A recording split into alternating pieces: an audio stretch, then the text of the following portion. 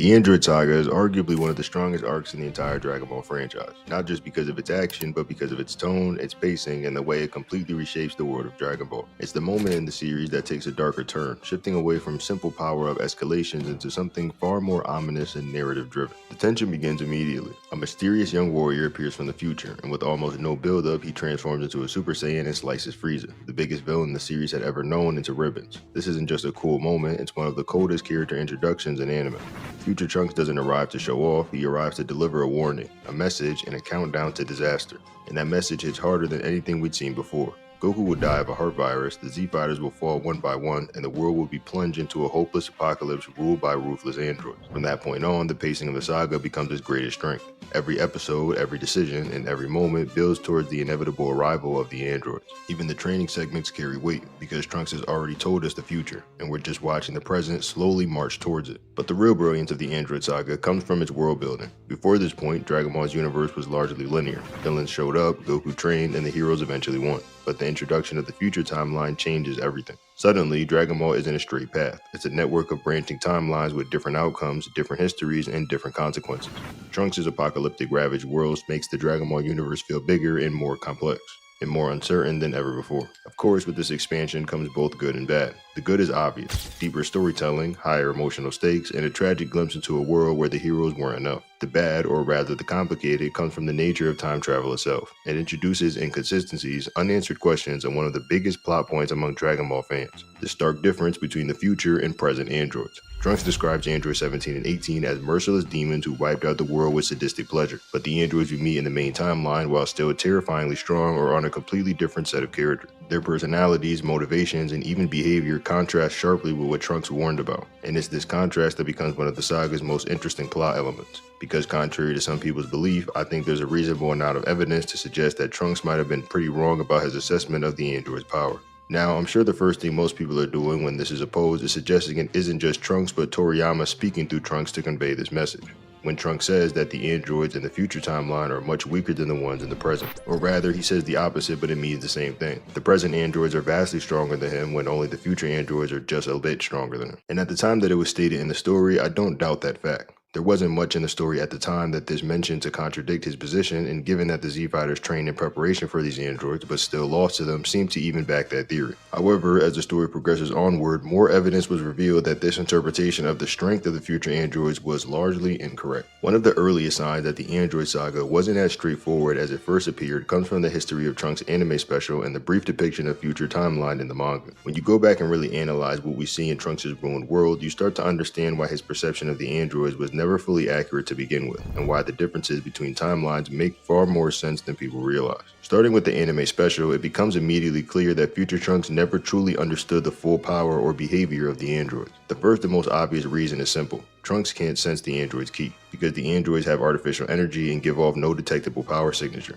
Trunks has absolutely no way of knowing when they're holding back and when they're actually trying. His only real frame of reference for measuring their strengths comes from sensing future Gohan's energy and comparing the results after each encounter, and that's a flawed measurement from the start. Later in the special, Trunks eventually fights the androids himself, but before we get into that, it's important to understand how inaccurate his assessment as a child truly was. In the final battle, the moment that traumatized him for life, Trunks is knocked unconscious before Gohan unleashes his real strength. He never sees the full fight. He never witnesses Gohan going all out, and he only wakes up to the aftermath, the fallen body of the last warrior who ever protected him. But within its final battle lies some of the most telling evidence about the true power scaling of the future timeline. The androids actually state that they are going to go all out against Gohan. They're not toying with him, they're not playing games, and they're genuinely trying to kill him. Even under those conditions, Gohan is able to overpower both of them individually, and even push back their combined blast at one point. For a brief moment, he matches and exceeds the might of both Android 17 and 18 even when they attack together. The anime webcomic adaptation of the special explicitly states that future Gohan possesses more raw strength than both androids. However, despite that overwhelming potential, future Gohan still loses. And this is where context matters for more than raw power levels.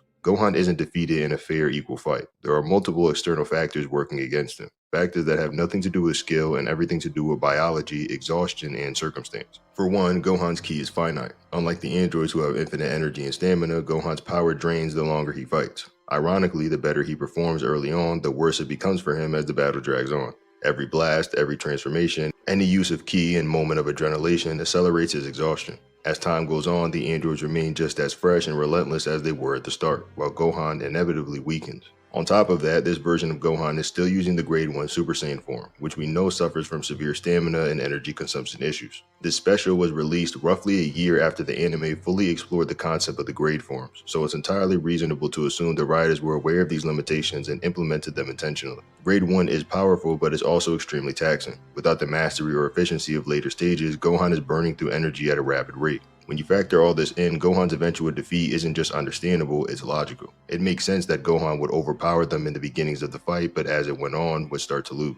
Likewise, when Trunks eventually confronts the androids himself, we see more evidence that his original perception of their power was indeed flawed. Depending on how you interpret his mindset, Trunks either believed that he could take them on later in the anime special because he thought he'd finally reached Gohan's level, or he simply had the same emotional snap that Gohan once had, the desire to stop running and fight alone, no matter the odds. Either way, it becomes obvious the moment the battle starts that Trunks is nowhere near Gohan's level, and he's not even fighting androids who are going all out. When you compare Trunks' fight to Gohan's final stand, the gap is enormous. Trunks does dramatically worse in almost every category. The androids don't use full power against him, their attacks are noticeably toned down, and Trunks never pushes either of them to the same degree that Gohan did. He doesn't damage them, he doesn't stagger them, he doesn't even force them to take him seriously. Instead of panicking, the androids spend most of the fight talking, commenting on his performance, mocking his efforts, and treating the entire battle like entertainment rather than a threat. And that's the biggest red flag. While they were fighting Gohan, the androids were irritated, aggressive, and full of intent to kill. When they're fighting Trunks, they borderline treat him like a warm-up. The power difference is that obvious. In fact, the fight becomes so hopeless for Trunks that he's ultimately forced to flee into an abandoned apartment complex, running through hallways and staircases as the androids hunt him down. The entire sequence feels less like Dragon Ball and more like a horror movie, because that's exactly what it was. Trunks isn't fighting at that point, he's just surviving. Now, some people bring up the fact that later in the fight, the androids repeatedly try to kill Trunks and fail, as opposed evidence to his durability. But that argument doesn't hold up under scrutiny.